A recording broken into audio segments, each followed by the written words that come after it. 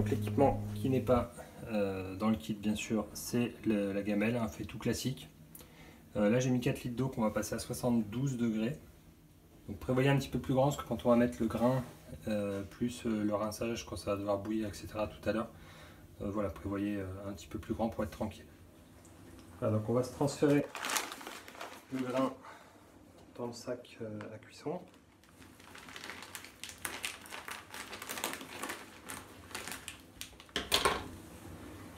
Donc on va finir de transvaser. Donc ça sent déjà super bon. Ça sent bon le pilsen. Il y a sûrement autre chose dedans parce qu'il y a une petite odeur pas désagréable. Donc voilà, résultat. Ce qui n'est pas dans le sac, c'est pas très grave. On a un peu la farine là, ça sera ça au moins infiltré tout à l'heure. Comme ça, il y a un nano 72. On va pouvoir mettre le sac et après je vais venir couvrir.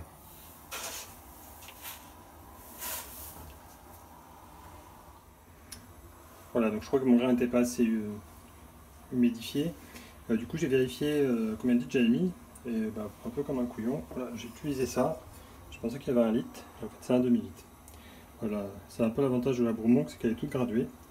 Et quand on a une gamelle comme ça qu'on n'a pas l'habitude, voilà ce qui peut arriver. Donc pour rattraper le coup, j'ai fait chauffer de l'eau à côté rapidement à 70 degrés que j'ai rebalancé dedans. Donc là, j'ai bien mis 4 litres d'eau.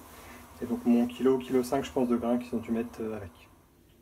Donc le gros challenge fait de tenir la température pendant 1 heure pour sortir un maximum de sucre, bien étaler aussi tout ce grain là. Il faut vraiment que l'eau rentre partout pour sortir un maximum.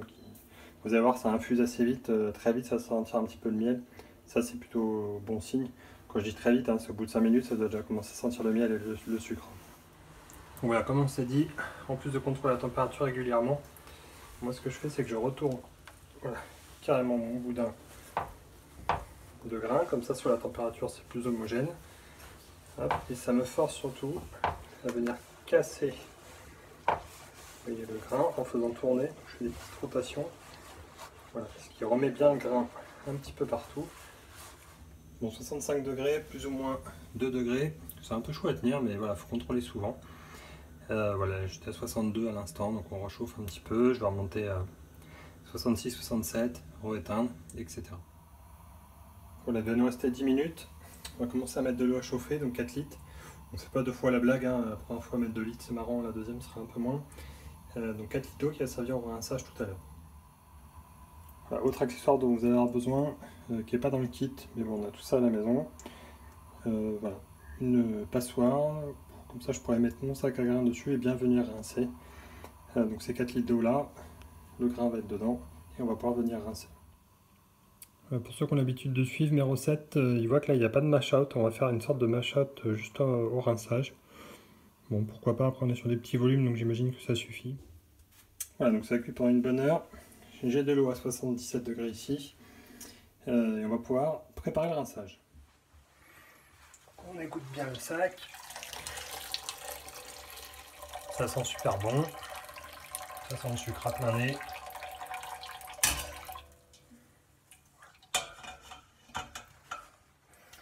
Voilà, on est pareil pour un bon rinçage.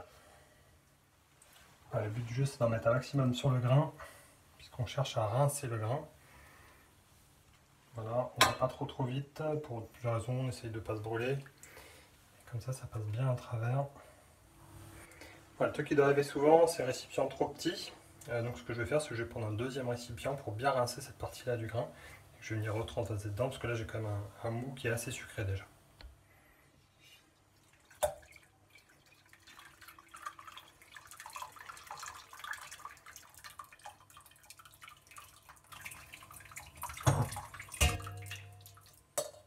Ça colle de partout, très bon signe. Donc maintenant on va faire réduire ça, donc reconcentrer un petit peu le sucre. Et puis venir houblonner pour donner un petit peu de goût à cette bière. Donc voilà, j'ai lancé l'ébullition. On couvre pas, hein, sinon ça fait comme le lait, ça va déborder complètement. Voir si vous avez un petit fouquet, voilà. N'hésitez pas à le poser par-dessus, ça peut casser la mousse au moment où ça va monter, mais je vous montrerai ça tout à l'heure. Donc on va mettre le houblon amérisant au tout début de l'ébullition. Voilà, on va laisser faire. Et 15 minutes avant la fin, on viendra mettre le houblon aromatique. Si vous voulez limiter la casse quand ça va se mettre à mousser, vous mettez le Fouquet comme ça va venir casser la mousse. Ça dure pas très longtemps cette mousse, mais je peux vous dire que si ça commence à déborder, c'est très vite très galère. Vous ne pouvez pas vous tromper, ils ont remis sur chaque paquet donc le type de houblon, combien de grammes, les acides alpha, donc ce qui donne l'amertume, et à quel moment il faut le mettre. Le houblon est présenté comme ça.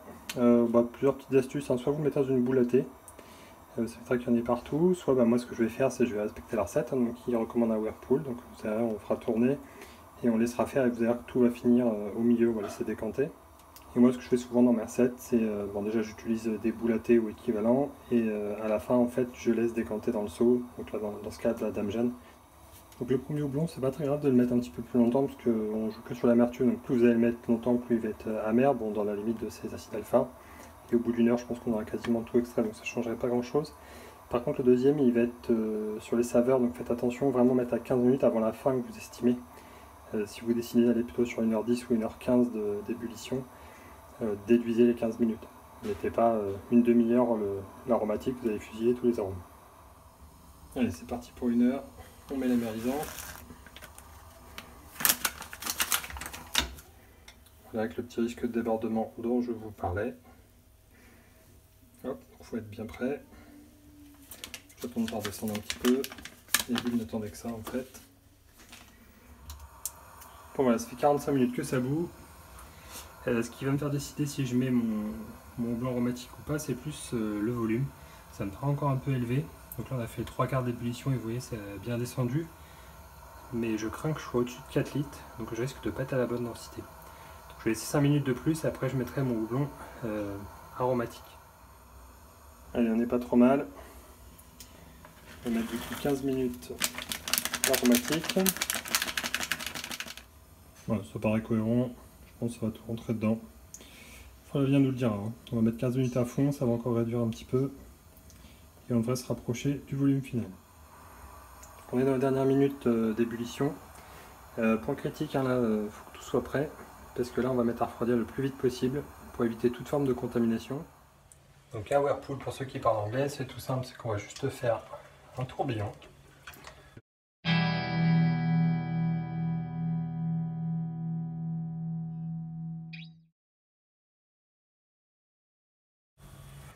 Et on va le laisser tourner. Et donc ce qui va se passer, c'est que le houblon va venir retomber tout seul au fond, au milieu. Donc, on se ramène le mou, on évite de trop secouer. Voilà. Et on va laisser 5 bonnes minutes comme ça, histoire de bien transférer les calories. Je viens de enlever l'eau. Vous voyez que j'ai mis un couvercle. On va éviter les contaminations maintenant. Donc on évite tout contact avec la bière. Même quand on viendra prendre la température, et on essaiera de le faire qu'une seule fois. Voilà, ça fait 5 minutes. Voilà, l'eau est déjà chaude. Chaude, donc on va vraiment la changer. N'hésitez pas à rajouter des glaçons ou des plaques comme ça va refroidir beaucoup plus vite. Donc là, c'est pas le moment de contaminer. On va ouvrir le minimum. Prendre une petite température. En dessous de 30, les levures vont survivre. Là, il recommande à 21 degrés. Voilà. Je vais essayer de descendre au maximum. On va encore attendre un petit peu, là on est à 27. Donc là, les levures seraient viables à 27, hein, en dessous des 30. Ça peut donner quelques faux goûts, donc on va au moins pousser, descendre en dessous de 25. Donc je vais laisser encore 5-10 minutes. Là, ça fait un quart d'heure que ça y est, on va laisser encore 5-10 minutes. Et on devrait être pas mal. Bon, là, ça va être critique, toutes les prochaines étapes. Chaque fois que vous allez toucher le mou, tout doit être désinfecté. Par exemple, ma louche, par exemple, mon densimètre, l'éprouvette. Donc là, j'ai encore de l'oxygène actif dans la Dame Jeanne. Je vais la rincer au dernier moment pour être sûr que la seule contamination que je vais avoir, c'est cette T58. Voilà, donc là, ça va être le moment critique. On passe notre temps à nettoyer, pas de débordement, etc. C'est pas le moment de rigoler. Donc on évite les résidus d'eau dans l'éprouvette, parce que sinon ça va venir fausser un petit peu la mesure. On va venir en prélever 200, je sais pas, j'ai l'impression qu'il y a 200 ml dedans. Hop. Si vous n'avez pas d'entonnoir, vous pouvez couper une bouteille de badois, ça marche très bien. Ils disent de remplir quasiment jusqu'en haut. C'est pas très grave si laissez un petit centimètre quand même, parce que quand vous allez mettre le densimètre, il prend un petit peu de place. Hop. Et voilà, on est déjà prêt pour aller dans la Dame Jeanne. C'est pareil, bien rincé à coucher micro. Alors je pense que je vais pas tout faire à la louche. Je vais essayer après de transvaser directement. Bon, après si vous avez la patience, faites tout à la louche parce qu'au fond il doit y avoir notre fameux houblon. Hop. Voilà, je prends le risque de passer dans vidéo gag, on verra bien.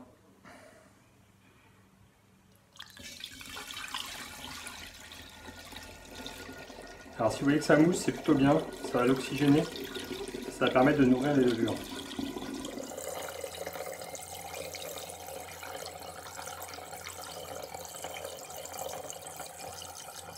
Alors, je vais mettre un peu de vase du fond, ça finira au fond la Dame Jeanne, de toute façon.